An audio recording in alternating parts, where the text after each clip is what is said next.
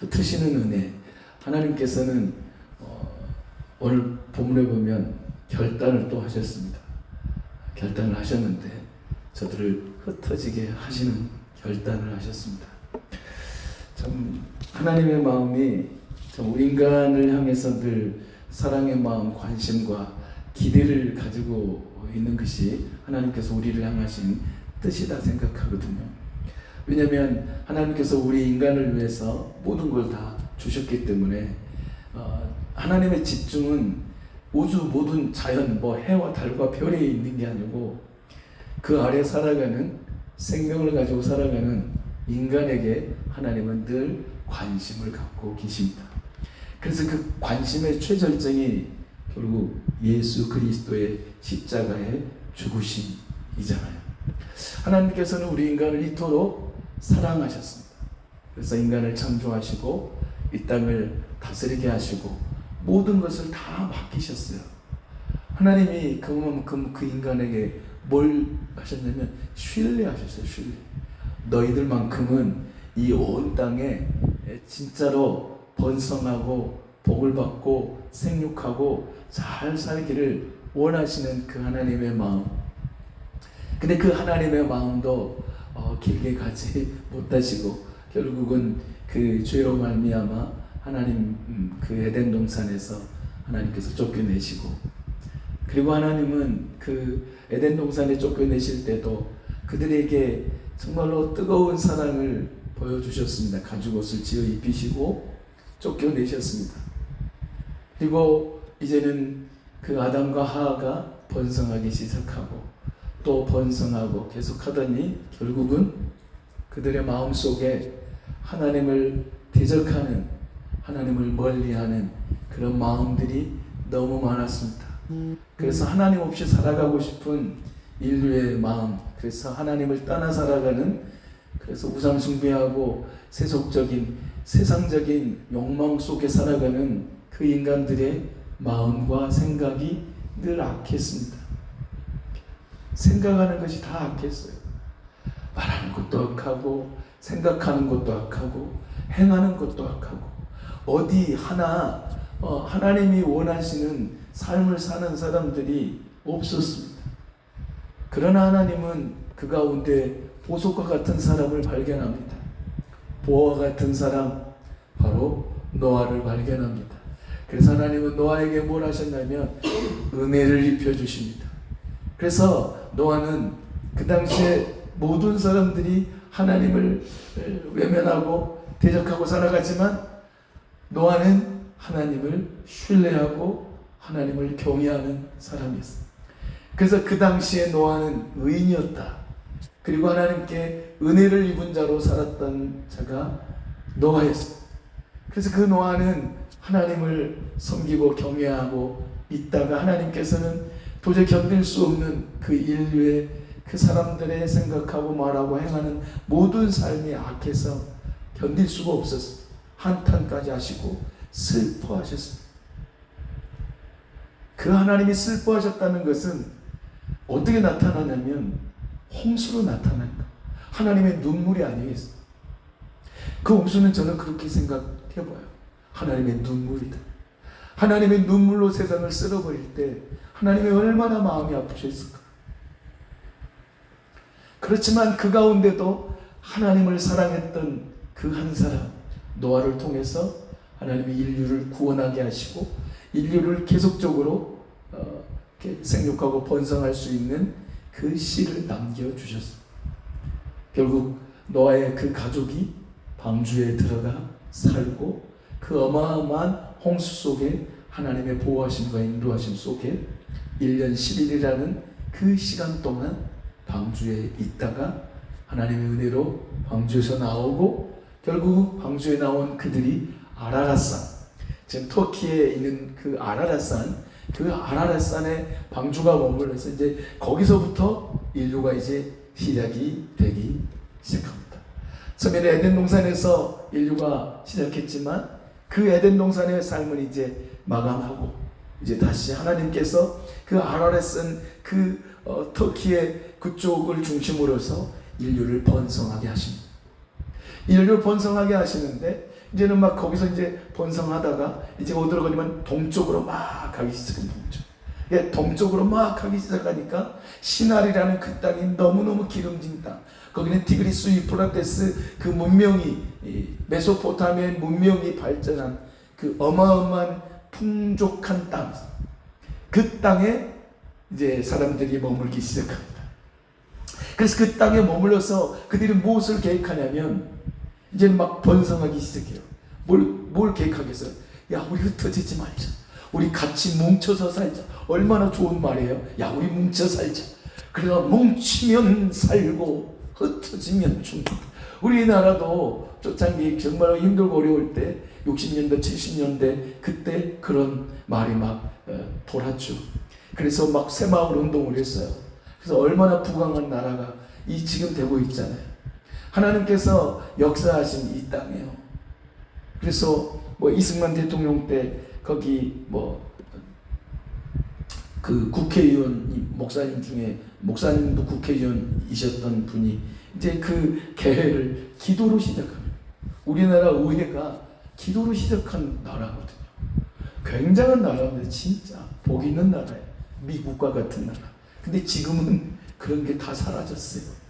하나님 중심으로 사는 이 나라가 되면 하나님께서 더 강력하게 쓰실 텐데 지금은 막 휘청휘청하고 있어요. 믿음이 휘청하고 나라의 그런 모든 것들이 하나님을 대적하는 일들이 막 곳곳에 일어나고 있습니다.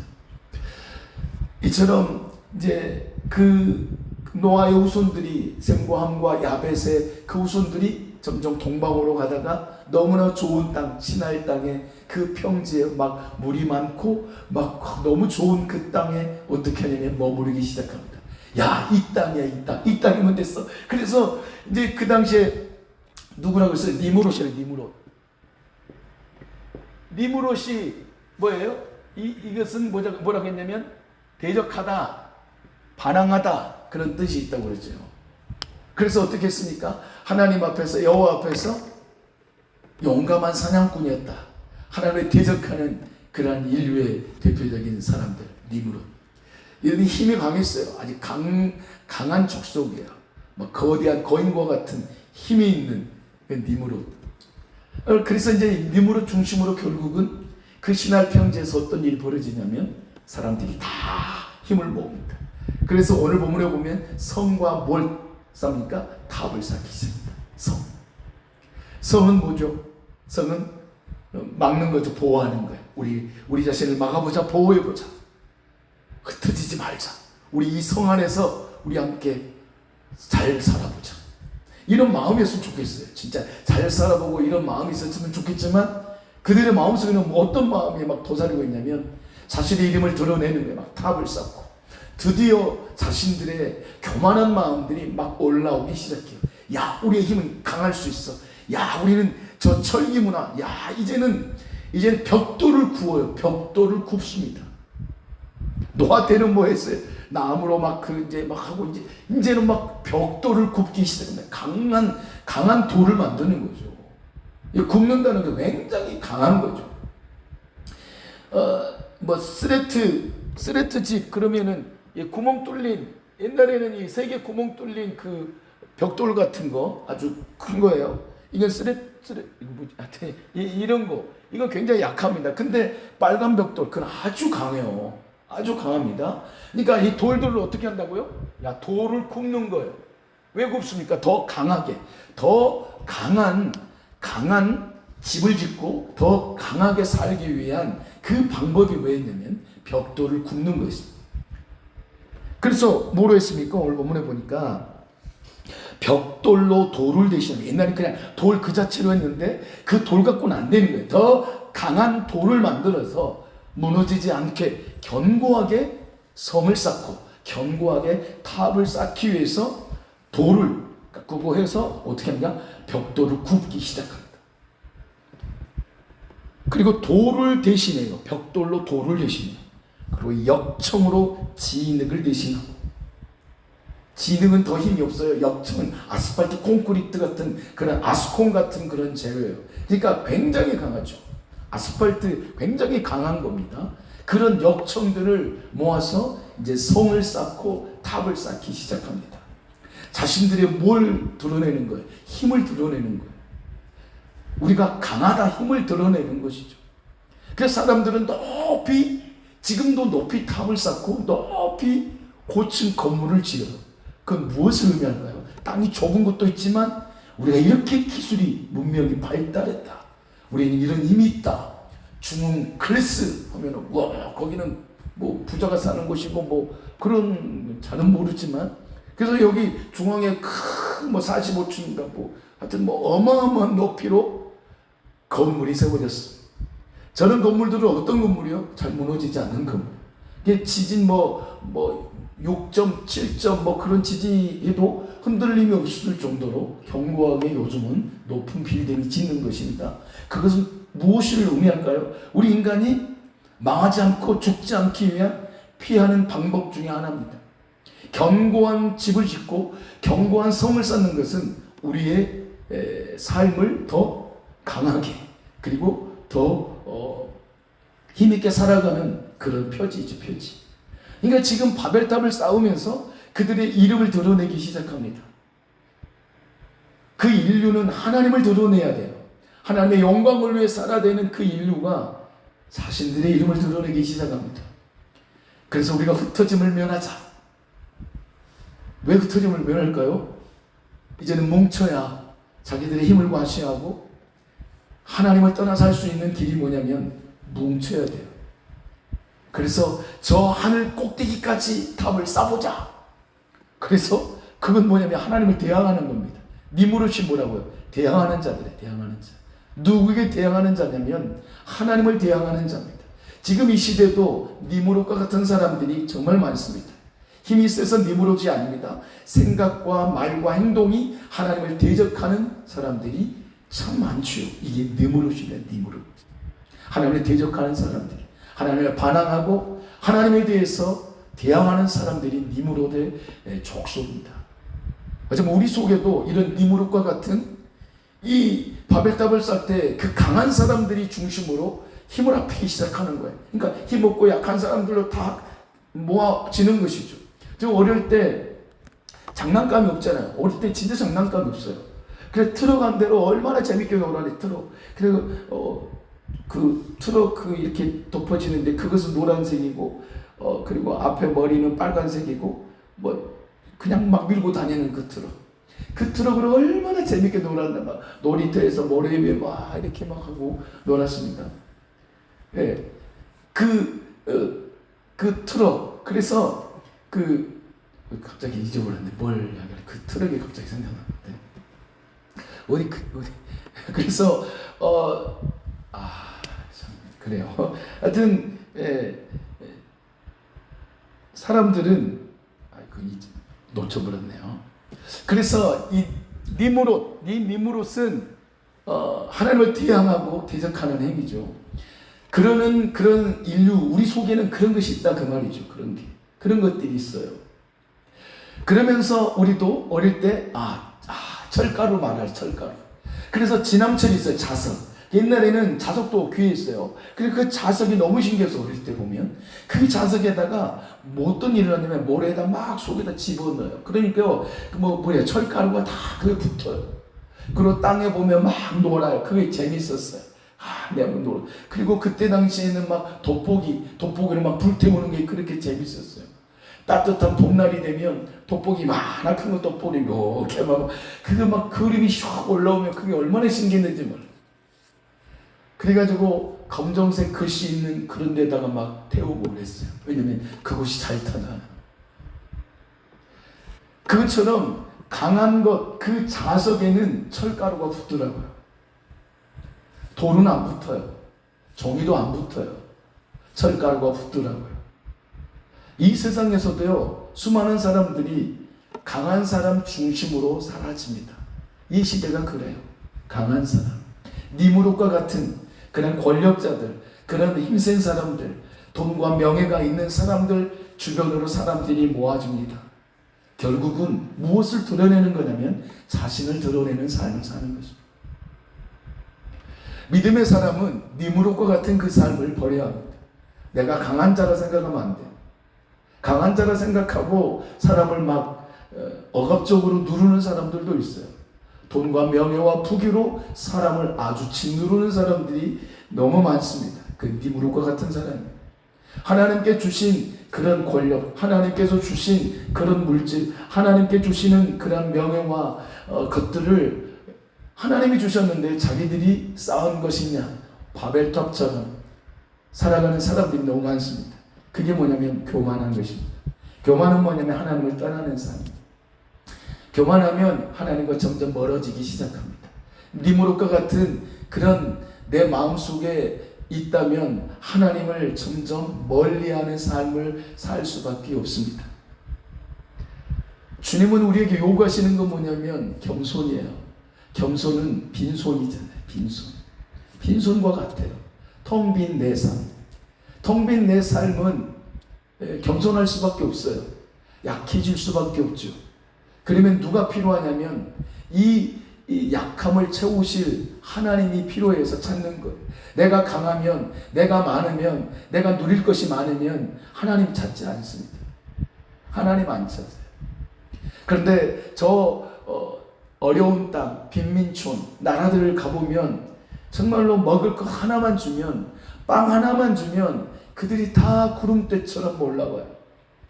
빵 먹으면서 예수님을 만납니다. 어려울 때일수록 사람들이 더 간절해지는 거예요.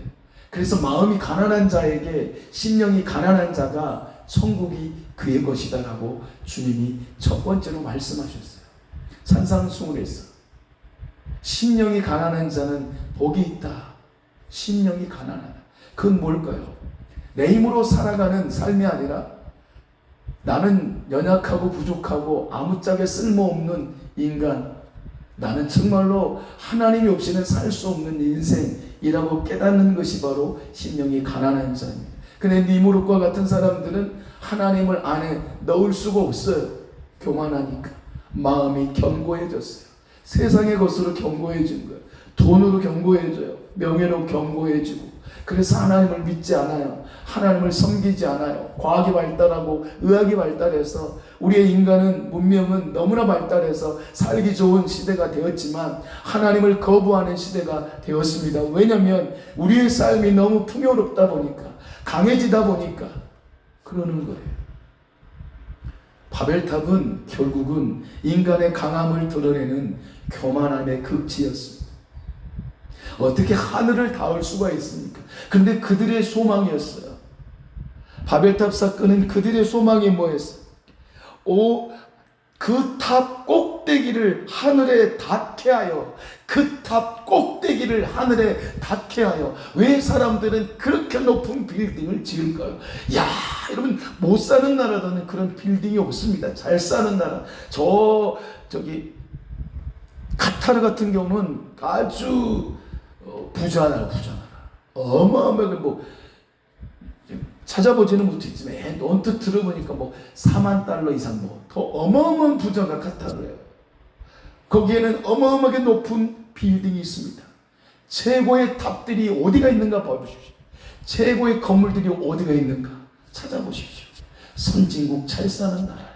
그게 뭐냐면 자신들의 문명이 이렇게 발달됐다. 봐라, 우리는 110층이다. 하면서 우리 롯데월드 몇 층인가?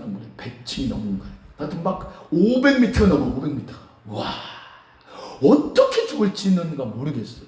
그건 뭐예요? 하나님이 주신 지혜거든요. 하나님이 인간에게 보여주신 지혜인데 그 지혜로 정말로 하나님을 높이고 살면 좋을 텐데 그것으로 인해서 뭘 드러내요? 우리의 욕망을 드러내고 우리의 교만을 드러내는 것, 우리의 힘으로 살 수 있다는 걸 드러내는 것이죠. 가난한 나라는 높은 빌딩이 없습니다. 초가, 삼각, 반짝집, 지푸라기 집이에요. 저 필리핀을 가보지는 않았지만 가보고 싶어요. 김대익 선교사님, 여기서는 그 한올 태권도를 운영했어요. 그래서 우리가 어릴 때 유치원 때인가 초등학교 1학년 때 거기 태권도를 배웠어요. 거기서 태권도를 배웠는데 어느 날 갑자기 선교하러 가겠다고 목사님 기도해 주십시오 이렇게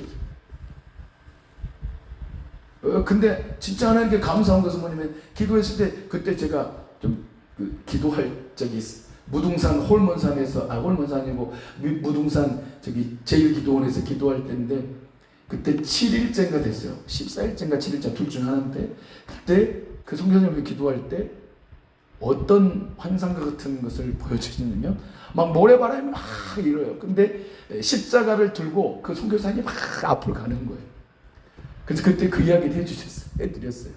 결국 태권도 그러니까 평신도 선교사로 가서 거기서 너무 잘하고 계시고 그리고 안수도 거기서 안수 받으시고 거기에 태권도 야 정말로 얼마나 사역을 잘하실지 몰라 너무너무 귀한 사역을 하시더라고요. 그런 그 시골 그런 빈민촌은 판자촌이 판자. 아이고 우리 거기서 살려고 하면 살 수가 없는 곳이에요. 못 살아요. 누가 살겠어요? 못 살 것 같아요. 그런데 그들이 천막을 치고 그런 속에서 삽니다. 그들이 뭐 하겠어요? 그들이 겸손해요. 왜 그럴까요? 없으니까. 못 먹으니까. 못 배우니까. 원래 그런 속에서는 낮아질 수밖에 없는 것이죠. 그래서 주님이 이 복음이 가난한 자들에게 전파된다 라고 말씀하셨어요. 부자들에게 복음이 전파된다 그렇게 말씀 안 하셨어요. 가난한 자들, 어둠 가운데 있는 자들, 정말로 힘든 자들, 그것이 복음이 그곳에 들어간다. 그래서 우리나라도 그렇게 복음이 들어온 거 아니겠어요? 너무너무 정말로 못 사는 나라예요. 너무너무 못 사는 나라예요. 이 세계에서 가장 못 사는 나라가 전쟁 후에 우리나라였다. 그렇게 말하는 사람도 있어요. 너무너무 못 사는 나라였습니다. 가난한 나라, 대한민국. 그런데 이 대한민국에 무엇이 들어요? 복음이 들어오니까 어마어마한 강대국이 되잖아요. 미국 되는 이유는 복음으로 미국이 된 것입니다. 사람들은 미국을 손가락질하고 있지만 그렇지 않아요. 그의 중심은 하나님이 계세요.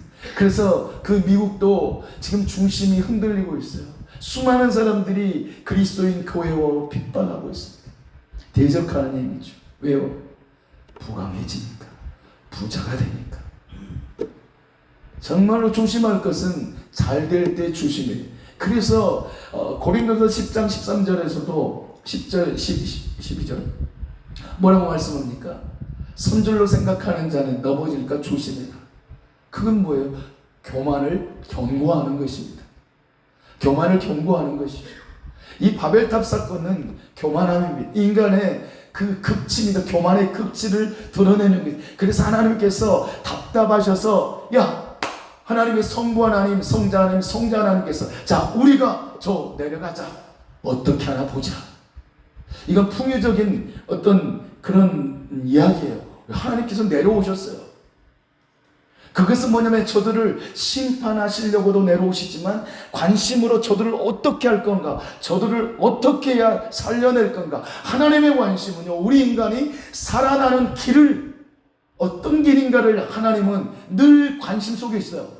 망하기를 원하시는 하나님이 아닙니다. 하나님께서는 아담 때부터 우리 인류를 어떻게 하면 살릴까, 어떻게 하면 저들이 진짜로 영적인 영원한 세계 나와 함께 그 삶을 누릴까, 그 하나님의 고민입니다. 그래서 이 때를 놓치면 저들이 영원히 멸망하는, 영원히 하나님을 대적하는 그런 인류가 되지 않겠냐 하면서 내려오십니다. 그래서 어떻게 하십니까? 6절에 보면 이후로는 그 하고자 하는 일들을 막을 수 없을 거야. 이제 저들이 흩어지지 않으면, 저 바벨이 무너지는 거, 흩어지게 하는 거, 그렇게 하지 않으면 저들을 막을 길이 없다라는 하나님의 판단이 있으신 것이. 그래서 인류를 살리시려고, 인류를 구원하시기 위한 하나님의 방법은 내려오시는 것밖에 없으셨어요. 내려와서 관심 있게 그 땅을 보시고 저들이 어떻게 하시나 보시고, 결국은 그 내려오심의 의미는 예수 그리스도의 성육신을 보여주시는 예표적인 거예요.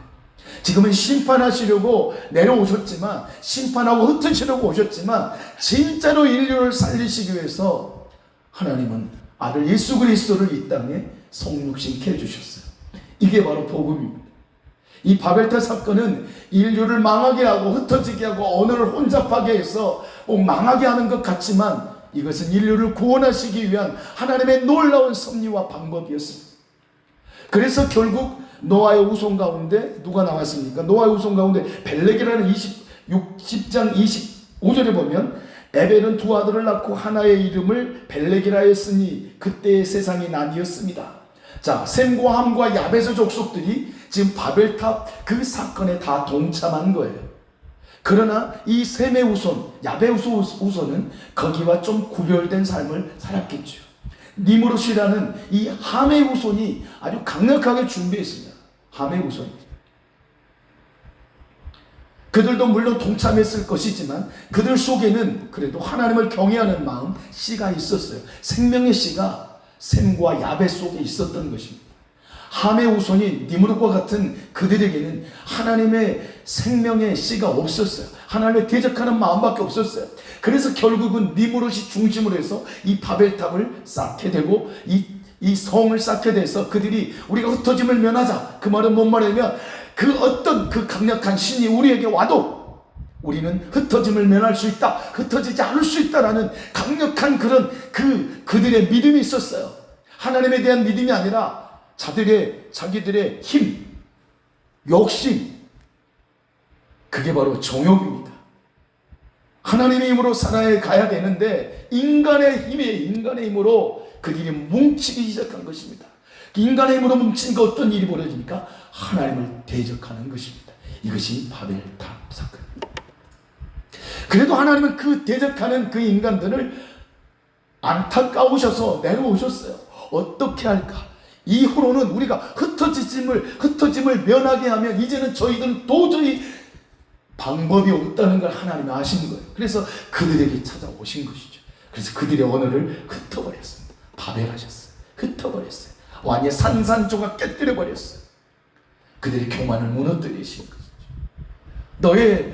너의 힘으로 사는 게 아니라는 것을 보여주시는 것입니다. 교만한 것은 내 힘으로 사는 것입니다. 근데 겸손은 뭐냐면 내 힘으로 살 수 없는 것이 겸손입니다. 그래서 하나님께로 나가는 것입니다. 교만은 하나님을 대적하는 행위예요. 그 내 힘으로 사는 힘이죠. 그래서 야고보서도 어떻게 말씀합니다. 교만한 자를 물리치시고 겸손한 자에게 뭘 주십니까? 은혜를 주신다. 은혜를 받는 자는 겸손한 사람, 심령이 가난한 사람. 하나님의 말씀에 은혜를 받는 사람은 가난한 사람이에요. 나는 하나님의 은혜 없이는 살 수 없습니다. 그러니까 하나님이 뭘 주시냐면 은혜를 주시는 거예요. 은혜를. 내가 은혜를 받고 있다면 겸손한 자예요. 내가 하나님의 일을 할 때 겸손히 섬기면 그에게는 하나님께서 은혜를 주신 것입니다. 겸손하게 주님을 섬기면 하나님이 그에게 은혜를 주십니다. 그러면 은혜를 주시는 사람은 어떤 삶을 사냐면 은혜의 강물을 흘러가게 해요. 그래서 그 사람의 말을 들을 때 위로를 받아요. 힘을 얻어요. 살아나는 것이죠. 이게 은혜입니다. 이게 겸손이에요. 그래서 주님은 이 땅에 겸손의 모습으로 이 땅에 성육신하신 것입니다. 그러니까 은혜가 임한 거잖아요. 은혜가 임하니까 우리가 살아나는 것입니다. 예수님이 이 땅에 성육신하신 것은 은혜예요. 하나님 우리에게 주신 은혜이죠. 그 은혜를 받은 자는, 공급을 받은 사람은 살아나는 것입니다. 그 겸손의 주님을 받아들이는 것이죠. 그러나 그 은혜를 거부하는 사람은 교만한 사람, 성육신을 거부하는 사람은 교만한 사람. 바벨탑은 교만과 겸손을 생각하게 합니다. 예수 그리스도의 성육신하심. 하나님이 내려오셨어요. 내려오실 때 기쁘셨겠어요? 하나님 내려오실 때 절대 기쁘지 않으셨습니다. 저들은 언어를 흩으시고 저들에게 심판을 하시는데 기쁘시겠습니까? 기쁘시지 않죠. 가슴이 아파서 내려오신 것입니다. 너희는 안 되겠다. 그래서 흩어지게 하십니다. 이게 하나님의 은혜인 것이죠. 은혜입니다. 그래서 인류가 흩어졌어요. 이게 하나님의 방법입니다. 뭉치는 것이 하나님의 뜻이 아니고 흩어지는 것이 하나님의 뜻이었습니다. 그래서 사도행전 8장 1절에 보면 스데반 집사님이 순교를 당합니다. 그럴 때 핍박이 어마어마하게 심해요. 그러니까 그 그리스도인들이 흩어지기 시작합니다. 그래서 터키로, 아시아로, 유럽으로 복음이 그렇게 확장되는 거죠. 뭉쳐 있으면 안 되는 거예요. 이스라엘 민족은 뭉쳐 있으면 안 됐어요. 흩어져야 했어요. 그래서 하나님은 이스라엘을 또 진짜로 역사적으로 흩게 하시잖아요. 그건 뭐냐면 예수 그리스도의 생명은 멈추는 게 아니에요. 가둬두는 게 아니에요. 우물이 아닙니다. 흐르는 강물과 같아요. 복음은 흐르는 강물에 생물이 사는 거예요. 물고기가 사는 거죠. 가둬지는 곳에는 물고기가 썩습니다. 물이 썩어서 물고기가 살 수가 없는 것이죠. 복음은 뭐냐면 생수입니다. 계속 솟아나는 것입니다. 생명은 흘러가게 하는 거예요. 생명은 멈추는 게 아니에요. 그래서 하나님께서 저 이스라엘 땅에 사해라는 갈릴리라는 그 호수와 바다를 하나님이 보이시는 건 뭐냐면 사해는 죽은 땅이에요. 사해는 죽음의, 거기는 식물이 없어요. 살 수가 없어요. 사해는. 자, 지금 이스라엘 보면 여기가 사해인데 여기는 갈릴리, 여기는요 풍족해요. 여기는 뭐냐면 시내산에서 흐르는 그 물을 받아서 갈릴리가 풍족해요. 그런데 이 갈릴리에서 흐르는 그 물을 사해가 받아요. 그래서 사해가 받은데 여기는 갇혀 있어요. 그래서 거기는 염분이 어마어마해요. 거기는 살 수가 없어요. 물고기가 없어요. 물고기가 살 수가 없는 거예요. 거기는 가두어졌어요. 그러나 생명력이 넘치는 그 갈릴리 그 땅, 뭐 영적으로 보면 예수님이 왜 갈릴리에서 그렇게 사역하셨을까? 갈릴리 주변에서 다 사역하셨어요. 거의 대부분. 뭐 유대로 오시고 뭐 여기 사마리아 땅도 오셨지만 생명은 뭐냐면 살아있는 그곳에서 역사가 일어나는 거예요. 그래서 갈릴리에서 흐르잖아요. 그 예수 그리스도의 복음이 저 어둠의 땅 갈릴리, 저 나사렛 촌동네, 나사렛에서 무슨 선한 것이 나오겠느냐? 어떻게 뭐 왕 같은 예수 그리스도가 나올 수 있는 이유가 없어요.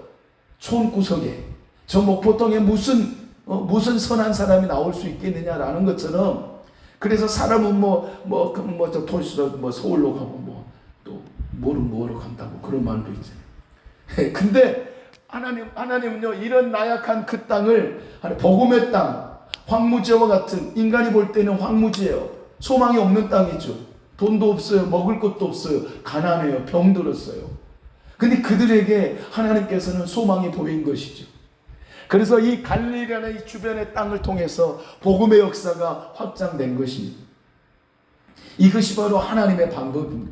생명은 흐르게 있습니다. 생명이 아닌 것은 멈추는 거예요. 생명은 호흡하는 거잖아요. 생명이 아닌 것은 멈춰요. 수도하는 것이죠. 죽었다면 수도하는 것, 교만하면 수도하는 것입니다. 수도되어지는 것입니다. 하나님께서 내려오셨잖아요. 교만한 그들을 수도시키셨습니다. 너는 그거 안 돼. 인류에게 너는 그 방법으로 살면 안 돼 하고 하나님이 친히 내려오신 겁니다. 우리 인간으로 구원받을 수 없기 때문에 하나님께서 아들 되신 예수님을 보내신 것이죠. 그게 성육신이에요. 너희들의 힘으로는 안 돼. 그래서 내려오게 하신 거예요. 이게 성육신의 역사입니다. 이게 하나님의 구원의 역사입니다. 하나님의 계획은 너무너무 큽니다. 하나님의 계획은 우리 인간의 생각과 도저히 비교할 수 없는 하나님의 생각이죠. 하늘과 땅 그 차이입니다. 개미가 인간의 마음을 알겠어요. 개미가 들면 인간이 들고 있는 생각하겠어요. 우리는 장난쳐서 개미를 위에다, 죄송합니다만, 떨어질 때 죽지 않더라고. 하나님과 인간의 생각은 이건 천지 차이입니다. 상상할 수가 없어요. 우리 인간 넘을 수가 없어요. 근데 인간 바벨은 뭐냐면 넘으려고 했던 거예요. 이것이 바로 죄입니다. 이것이 바로 교만입니다. 교만은 하나님을 넘어서려고 하는 겁니다. 겸손은 뭐냐면 하나님 앞에 내가 무릎을 꿇고 사는 것이죠. 이번 주에 내가 살면서 내 삶 속에서 교만한 삶, 하나님을 드러내지 못한 건 교만한 겁니다. 내가 하나님을 드러내는 삶은 겸손한 삶입니다. 그 사람에게 하나님은 뭘 주시냐면 은혜를 주시는 거예요. 이번 주에 한번 도전해 보십시오. 내가 은혜로 살아가는지 아니면 교만으로 똘똘 뭉쳐서 살아가는지, 그 삶은요, 영적으로 팍팍한 삶을 살 것이지만 겸손해서 하나님의 은혜로 살면 모든 것이 다 하나님께서 인도하시고 지키시고 보호하시고 선한 길을 열어주실 것입니다. 사람이 볼 때는 어리석게 보입니다. 사람이 볼 때는 어리석게 보이지만 하나님이 보실 때는 정말로 최고의 모습으로 보는 게 뭐냐? 겸손이라는 것이죠. 한 알의 밀이 땅에 떨어져 죽지 않으면 한 알 그대로 있지만 죽어서 썩어서 없어져 버리면 많은 열매를 맺는 것입니다. 내가 이번 주에 살면서 겸손히 세상 속에서 내가 죽는 거예요. 내 자아가 죽고 내 교만이 죽고 내 있는 거 내가 뭐 잘난 거 다 무너지는 거예요. 하나님은 그 흩어지기를 원하시는 거예요. 그걸 내려놓기를 원하시는 거예요. 흩어졌다는 것은 내려놓는 것입니다. 내 욕심을 내려놓는 것입니다. 그것이 우리에게 필요한 것입니다. 바벨은 결국 흩어졌다는 것은 우리의 삶에 교만한 것들을 다 깨부셔 주시기를 원하시는 거예요. 교만을 깨뜨리기를 원하시는 것이 하나님의 마음인 것입니다. 그래서 우리의 삶 속에서 진짜 겸손의 삶을 살면 우리의 삶이 분명한 건 외적으로 볼품은 없을지라도 내 내면의 세계는 강하고 내 내면의 세계는 분명한 건 은혜로 충만할 것입니다.